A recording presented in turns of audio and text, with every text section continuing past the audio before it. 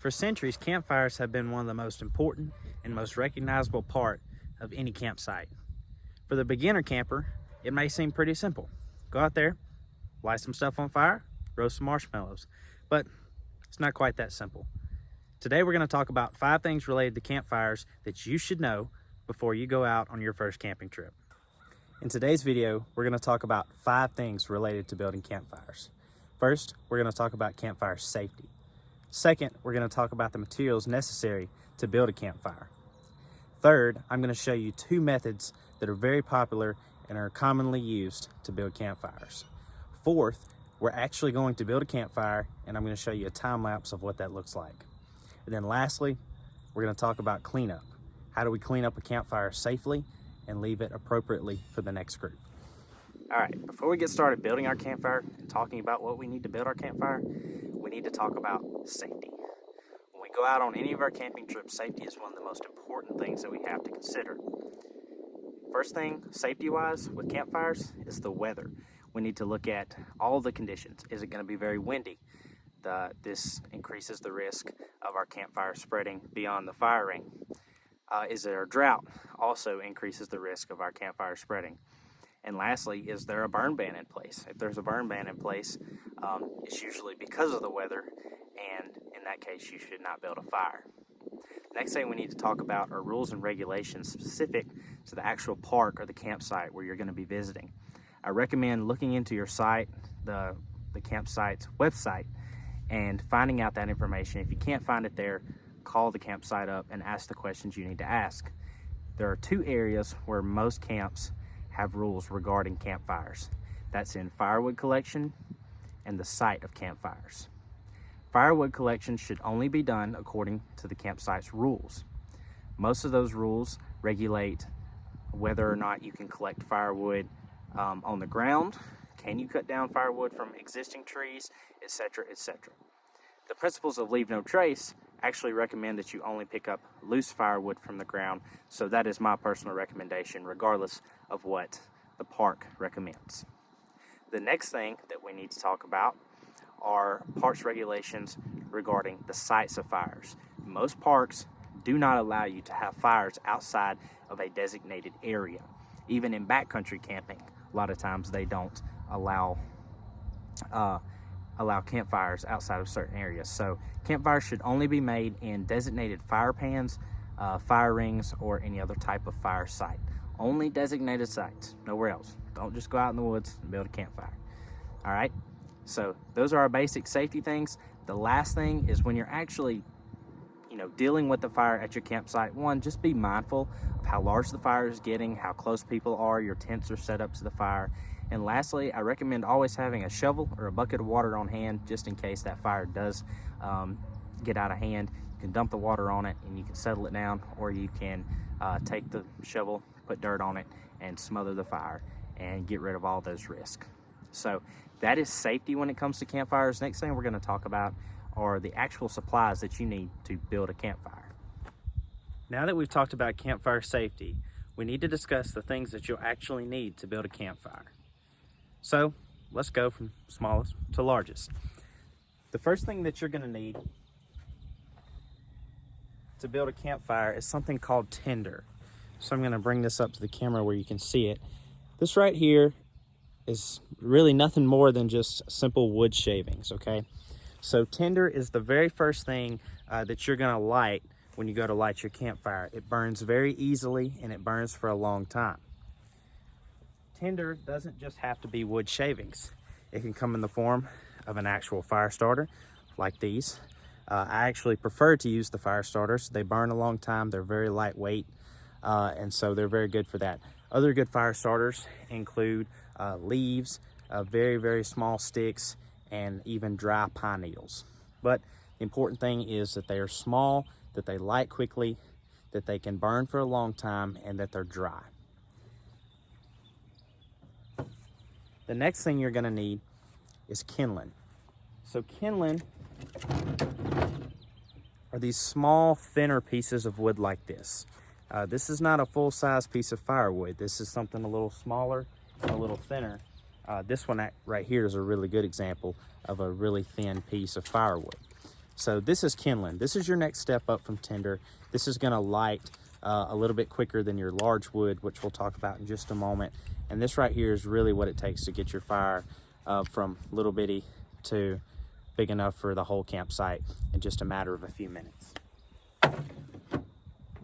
And then last and certainly not least, as far as the wood goes, is your fuel wood. All right, so these are large pieces of wood, and this is what's gonna keep your campfire burning all night long. You can't just stack all this stuff up and light it, but once the kindling takes and then this takes, you're gonna have a very nice campfire that's gonna burn for a very long time. And then of course, you actually have to have something to light your campfire with. I keep it very simple. I keep a book of matches with me. This is a full size. These little travel sizes are very nice to keep when you're out camping in the woods. Other good fire starters include just your old school flint and steel. You can get matches that are waterproof, much more sturdy than these, but as long as these are kept in like a Ziploc bag, they tend to do very well for starting a fire. So that is your basic materials that you need to start a fire with. Now that we've went over those, we can jump down here and we can talk about two methods for actually setting up your campfire. All right, so now we're going to talk about our first method of building a fire, and that's the log cabin method. This is actually my favorite method of building a fire. It's very simple, very straightforward. I'm going to do this outside the fire ring because this is a taller fire ring, and it would be pretty difficult for you to see how I'm actually doing it. So I'm just going to set it up outside the fire ring. I'm not actually going to light this fire right now. We'll light our fire in just a few minutes, okay? So first thing when we're building the log cabin method is I like to take 6 pieces of fuel wood, and I'm going to start with 2 on the bottom, and the ones on the bottom I prefer to have more of a square shape. This is just going to help me build this up a lot easier. It'll be a lot more sturdy. So I'm going to place one down like so, and then I'm going to take another good square log like this, and then I'm going to place it parallel to the first. Keep in mind, you want a little bit of a gap in here. This is going to be important in just a few moments when we start actually building our fire. Now I'm going to come over here. I'm going to take 2 more pieces of lumber. Once again, try to get some square stuff if I can.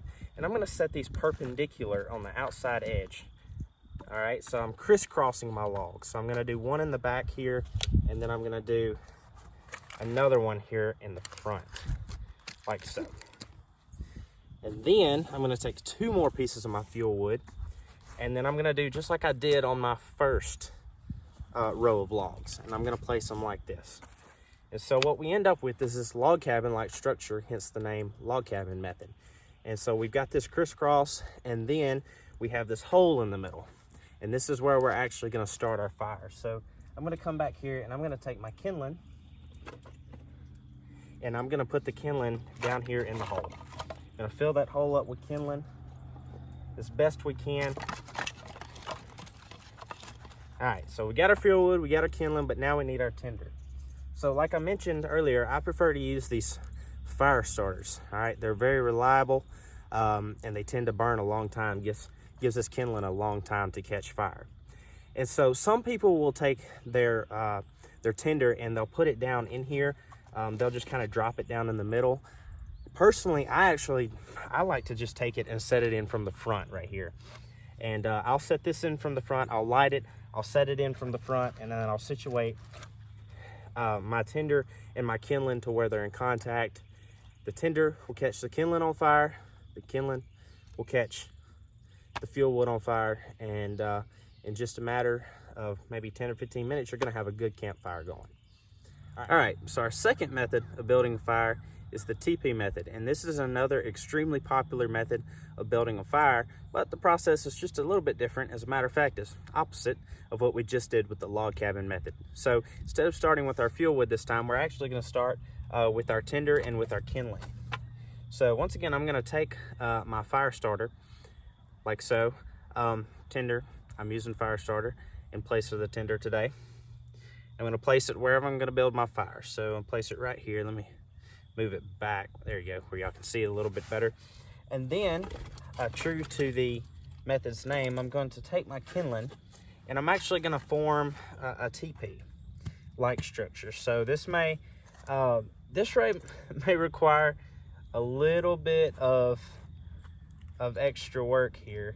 These are not, in my opinion, the easiest to set up sometimes unless you're really experienced with them.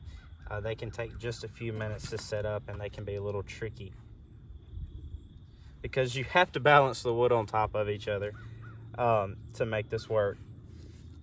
And so there we go. We've started a fairly decent little teepee with our kindling right here. What we're gonna do now is we're gonna take our larger fuel wood and we're gonna stack it outside of this kindling. So I'm actually gonna try to find some smaller pieces to start with, to start doing this with. And then we can add those to our teepee. Let's get another one and go on this side. Like so. And so what you'll do is you'll stick a match down in here or a lighter, and you'll light your tinder, and that tinder is gonna catch up. It'll catch this kindling, and then eventually it'll catch your fuel wood, and you'll end up with a fire. This is a really good one. It's very breathable, lots of airflow down in here. Like I said, a little more difficult in my opinion to set up than the other one, the log cabin method that we just discussed. So that's why I prefer the log cabin method. It's very simple and straightforward. This one takes a little bit more practice to get used to, but it's still a very good and reliable method of building a fire nonetheless. So now that we've actually looked at some ways to build the fire, we're gonna jump over here to the fire ring, and I'm gonna use the log cabin method, and I'm actually going to build a fire in the fire ring. And what I'll do is I'll just video that process, and I'll speed that up for y'all, and you can watch the fire catch. And then once the fire is established, we'll let it burn a little bit, and then a little bit later today, we'll talk about putting the fire out, how to do that safely, and how to do that according to the principles of leave no trace. All right, so unfortunately my time lapse didn't work on me, but as you can see, we got the log cabin method. So we have our 2 logs down there at the bottom, and then we crisscrossed with these 2 top logs, and then we've got our kindling in the middle. So like I said, the time lapse didn't work out how we hoped, but despite the wind and everything, it took us a minute to get this fire going, but we got one going, and yeah, there it is. So we'll let this burn down, and then we'll talk about how to actually clean up this campfire and prepare it for the next people. All right, now that our campfire has burned completely down, we can talk about how we actually need to safely put this out and prepare it for the next group that comes in. First thing we need to do is make sure that the fire is burned completely down. This fire is burned completely down, and I'll show you this in just a second. The next thing we need to do is actually put out the fire, cool it down. So you can do that 2 ways. One, you can do that with a bucket of water, or you can do it by scraping up dirt from the ground and putting it on top of the fire, basically smothering the fire and getting rid of any oxygen supply that fire has. Once you're done with that and you made sure that the ashes have cooled, you can actually scoop those ashes up, and you should sprinkle them around the campground in a safe manner, okay? I'm not gonna spread these ashes around. This is a contained fire ring behind my home, so it's not really that big of a deal for me to spread these around, but if you were on a campsite, that's what you would do. So let's get this camera moved down here, and then we'll look at putting this fire out. So like I mentioned, you can see down in here, the firewood has burned completely out. So there's no large logs or anything left, just ashes and coals. The next thing I'm gonna do is I've got a bucket of water here with me. I'm gonna take this bucket of water, and I'm just gonna pour it over the campfire.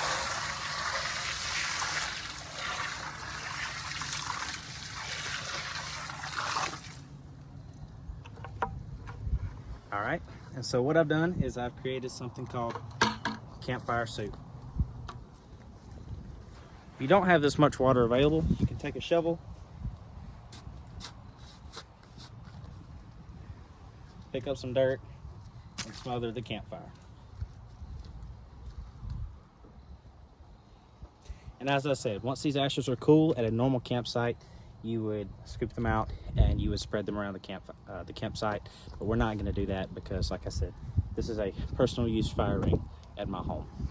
All right, so in this video, we covered 5 things. First, we covered campfire safety. Next, we covered what it actually takes to build a campfire, the supplies that you need. Third, we covered 2 methods to build campfires, including the log cabin method and the TeePee method. Fourth, built a campfire and showed you what that looked like. And lastly, we talked about cleaning up the campfire according to Leave No Trace and preparing it for the next person. Thank y'all for watching today's video, and I hope you have a blessed one.